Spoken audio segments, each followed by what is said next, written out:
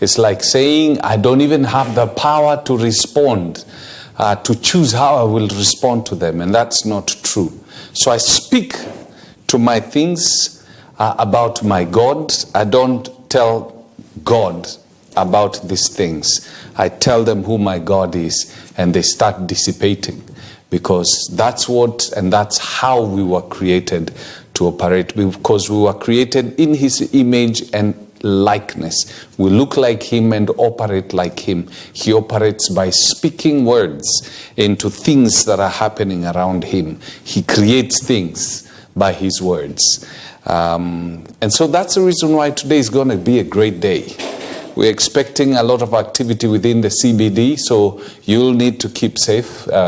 Keep away from areas that might have young people demonstrating or police throwing tear gas, because they have warned that today, as the president gives the State of Nation address, then the young people are going to be in the street.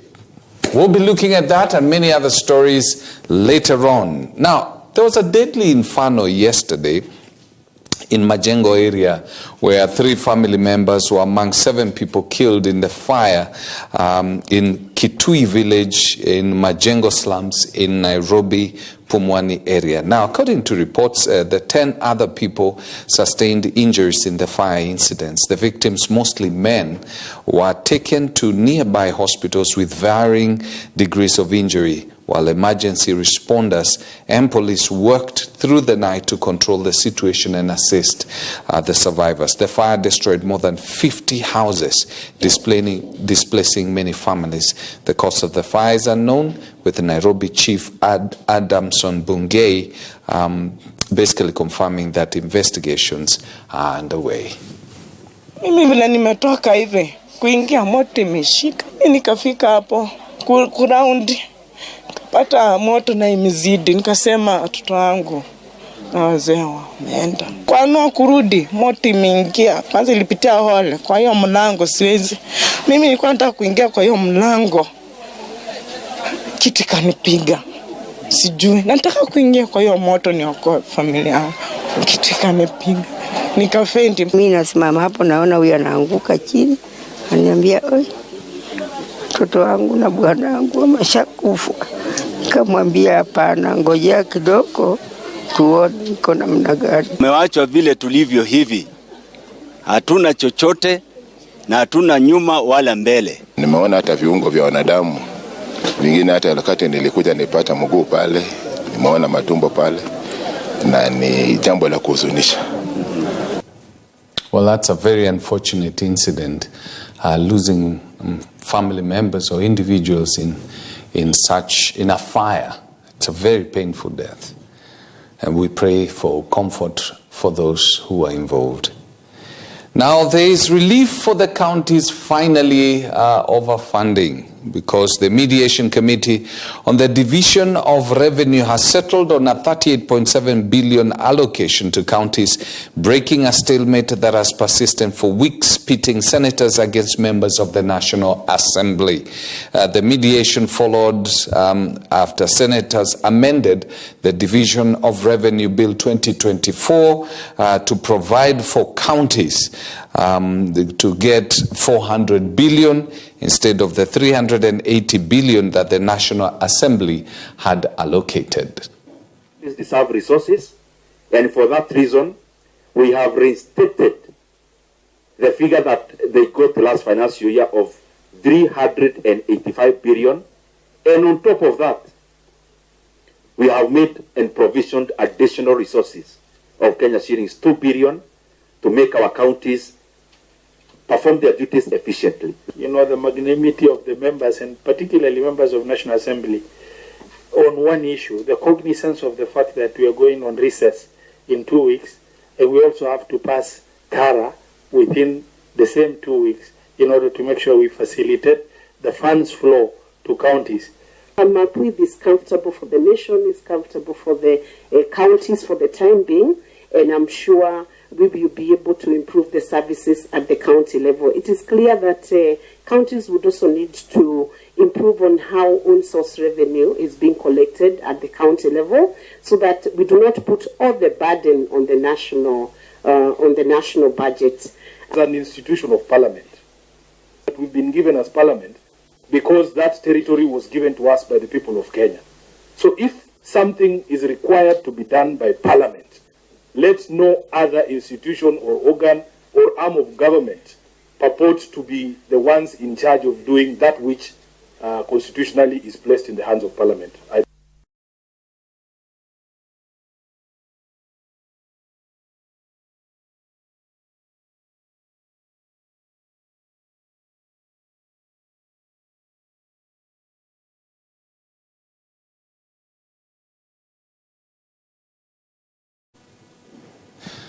Well, finally, here I am. Yeah, I'm really happy that, this breakthrough has been found, because I know people in the counties who've been really suffering. You stay for months without a pay, and you're wondering, and it's not like you have, part of the contract you sign with the counties is that you will not engage in other income activity. I know income generating activities. I know that's the stories ajaba, because majority of people basically engage. But these are encourage corruption in the counties. You want some service, you go, they tell you, well, you have to pay kitu kidogo on this. But I'm glad that this standoff has finally been sorted out. Well, today is that day, and State of the Nation address. President Ruto will be making this address at a time when I think he enjoys the least popularity in the country. I mean, there are so many things that are happening in the country. He's not as popular as he was when he took over office, and for obvious reasons. And there are quite a number of people who are not expecting anything from this State of the Nation address. But anyway, he's the president, and we believe he's going to perform. He's going to change our country. That's what we are praying for, that he's going to be able to change our country, because if he succeeds, we all succeed. And that's the reason why we have to pray for him. We have to pray for him and his government to be able to succeed. And now, President William Ruto is for the third time expected to address a joint sitting of Parliament today afternoon for the State of the Nation. The State of the Nation address is an obligation of the Constitution which requires him to update Parliament on three key issues, among them national security. The head of state is also obligated to appraise the legislature on all measures taken by his government to progress achieved. Let me take that again. Legislator on all measures taken by that administration and the progress achieved in the realization of national values. Our reporter Martin Masharia was out in the street to get a sense of what citizens want to hear. Mi kama mwananchi naweza sema tunajua ataongea kesho, na we all know that ataongelea mambo ya jobs, mambo ya she, na of course he has been talking and he is the head of the state, lazima address the nation. Mi na expect kesho president address mambo ya shule kwa watu wa university. Juu hapo kuna issues kubwa sana. Mambo ya health. Mambo ya health vile president anasema si vile iko kwa huko kwa ground. Kitu yani anatakiwa angalie ni mtu mwenye vile alisema. Si alisema atainunua mama boga. Hajamuinua. Alisema mtu wa boda boda, hajamuinua. Alisema ataongea maneno ya mtu kama mimi. Mimi nimefikisha 60. Natakiwa nichukue hii mzigo na beba na nikitembea. Lakini kama uchumi ungekuwa mzuri sasa sijatembea. Inafaa angalie hata kama atume sijui anatumaga watu kwa ground aje. Ni watu gani wanampatiaga information? Information inafaa aende akuje huku chini apate information huku chini. Si ati anakaa huko anapewa information na ile kitu anasema na kitu raia huku chini tunasema ni kitu tofauti sana. Sasa hiyo kesho akiongea aongee na kitu iko huku chini, si ile kitu anaongea. Hizo vitu ni vitu mbili tofauti. Yeye anasema maneno kuongea tu, anaongea. Yeye labda alitudanganya na maneno ya kanisa. Akasema wewe kwa kanisa kwa kanisa. Sasa hii kanisa sasa ndio inamkataa. Juu amekuwa akitenga, anaweka mikakati, but we don't always see them taking place, but we hope for the best. Angalia hiyo maneno ya kusema ati ule mtu ako chini. Alisema mtu mwenye ako chini anamuinua. Sasa mtu mwenye ako chini ndio kukanyagiwa chini kabisa. Mtu kama mimi nabeba hii mzigo, nikiuza picha moja natumiwa kwa simu. Juu hata watu hawabebage kachi, natumiwa kwa simu. Nikienda pale nitoe, already kama ni faida ya 50, already hiyo imekatwa tax. Na mwenye ako kwa ofisi, yeye anazunguka tu hivi, anachukua kalamu. Mimi nazunguka na hii mzigo. Ule mtu mwenye wa ofisi, yeye atakatwa mwisho wa mwezi. Hata kama atakatwa 1,000, mimi hiyo 1,000 nitakuwa nimekatwa zaidi ya hiyo. Inafaa government watengeneze job hapa Kenya, si kupeleka watu nje. Well, that's just a feel of what, the citizens feel about some of the things that have happened in this country. And as I said, as the president addresses the nation today in the afternoon, he should be alive to that kind of a feeling on the ground. And in Kisumu, LSK Kisumu branch and a section of activists have called on the president to call off the planned State of the Nation address. The groups have at the same time accused state security agencies and have urged them to urgently address insecurity in the region. For all the people who are illegally arrested, freedom! Freedom! Power continues, the struggle continues. Viva comrades, viva. Continue to see state resources that are being used to harass the youth instead of being channeled to be properly used to combat the issue of insecurity. We are asking that the government abides by the Constitution and allow people to have freedom of movement, freedom of speech, and persons who are being arrested be presented in court immediately.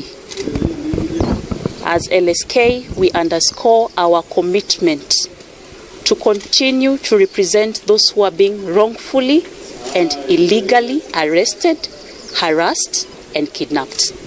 We shall not stop, we shall not relent. Now, what am I saying to the head of the state today? The head of the state, His Excellency Dr. William Samoei Ruto, you are supposed to address the nation tomorrow and give us the State of the Nation address. That is a lie, and I call upon you to call it off. Because like we've seen, if the religious faith have lost faith in you, they are returning the monies that you've given them. Who are we to follow you and listen to what you have to tell us as a state? Viva comrades, viva! Viva! We know that there's a State of the Nation address tomorrow, and we are telling President Ruto, we are tired of your lies. We don't need to spend a lot of time tomorrow listening to you lying more.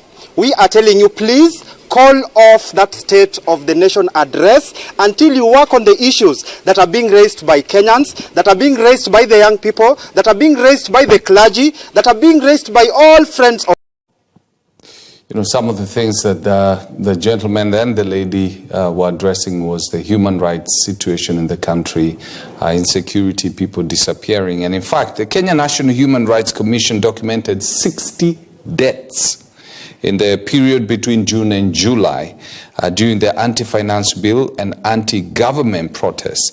In addition, the Commission also says it has documented 97 cases of femicide in the last 3 months alone in the country, with a troubling manner in which these cases are being carried out.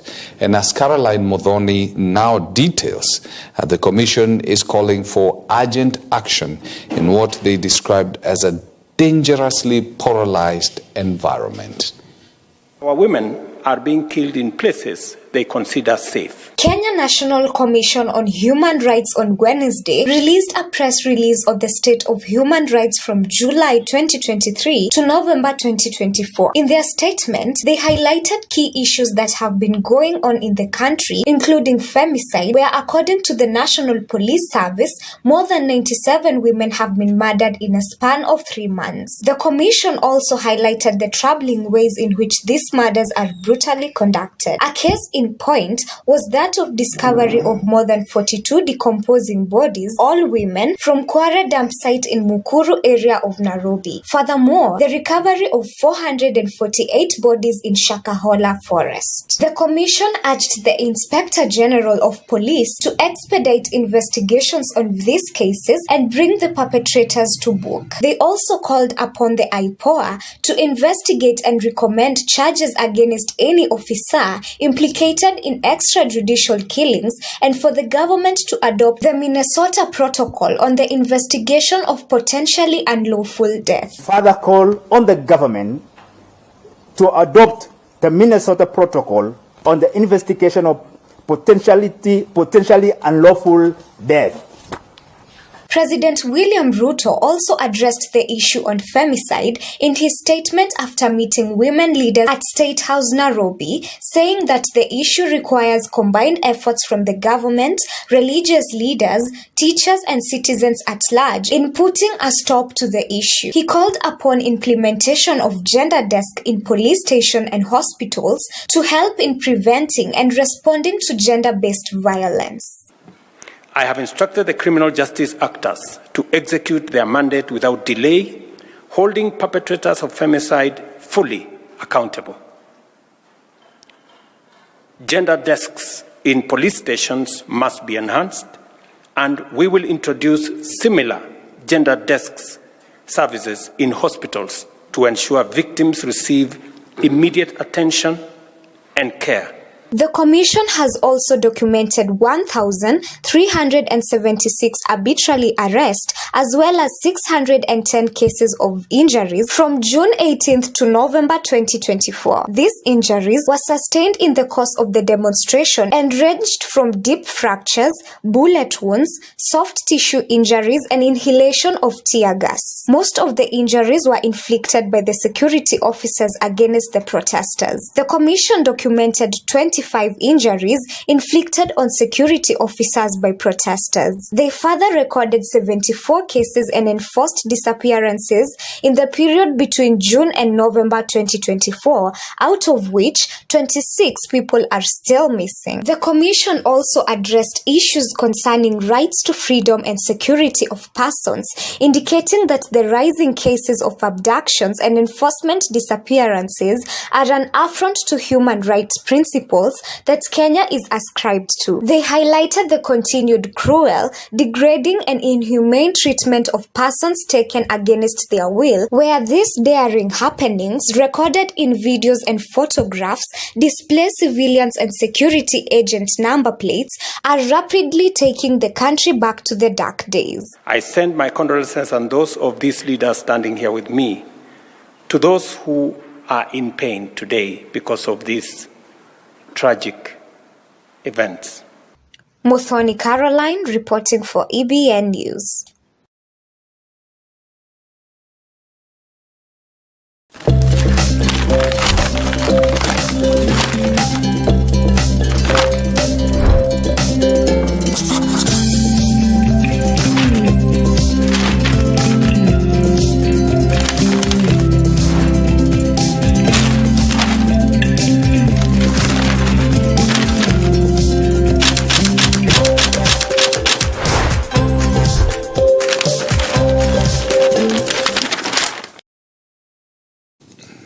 All right, this is how the newspapers look like today. The Daily Nation, abductors playgrounds. Kenya has become an abductors playground. This is a very troubling situation whereby people who have escaped their countries are seeking asylum in Kenya are being arrested in our country, abducted in our country, and taken back to face whatever it is they're facing back home. Yesterday was Kiza Besigye, who was basically taken in, abducted and taken to Uganda and found himself in court. The other day it was a number of individuals from Turkey who also found themselves in that situation. So this cannot be allowed to continue because according to the UN, if you go to a country, you escape, you go because your life is in danger in your home country, you're not supposed to be arrested like this and repatriated like that to the country where your freedom and your life could be at risk. We don't know what Museveni is going to do with him. Anyway, how Moi University chief siphoned 2.2 billion. And then PSS jobs advert sets the stage for sackings. And then lawyers' body accuses Judicial Service Commission of abetting corrupt judges going to bed with the executive. And then the page 2 tells you how Kizza Besigye was basically abducted and how he was taken to Uganda. And then safety fears as Kenya gains notoriety for being a playground for abduction. So abductions are not just happening to the locals, they're also happening to international dignitaries. These are things that happened during Moi's time. It's unfortunate that we are seeing them now. Senators, MPs reach deal on allocation of counties, and Treasury approved 17 billion expenditure without MPs' nod. Back page, how Moi University chiefs siphoned 2.2 billion shillings. Chaniweke hiyo hapo. The Standard, the new abduction theater for foreigners. President Ruto. Security apparatus under harsh international scrutiny following abduction of Ugandan leader Kizza Besigye in Nairobi follows other disturbing incidents involving Ugandan, Turkish, Ethiopian, Nigerian, South Sudanese, Pakistani, and Rwandese nationals, begging the question, is Nairobi still a safe haven? Start your home. Then the second page, Moi University rot runs deep, staff ask Ruto to intervene. Then there's an interesting story here. Family's joy as 78-year-old man gets ID after 38 years of waiting. Kaimone. A sports page. What next for the Nations League ties? Okay. Then the Star newspaper, Raila wants 10 PSS as Ruto plans reshuffle.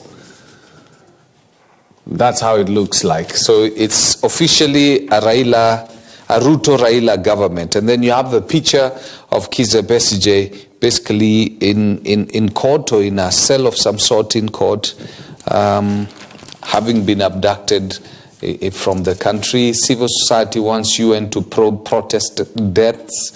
And then we have Besigye remanded after abduction from Nairobi, costly life top as Ruto addresses the nation. And then the back page of the Star, right on track.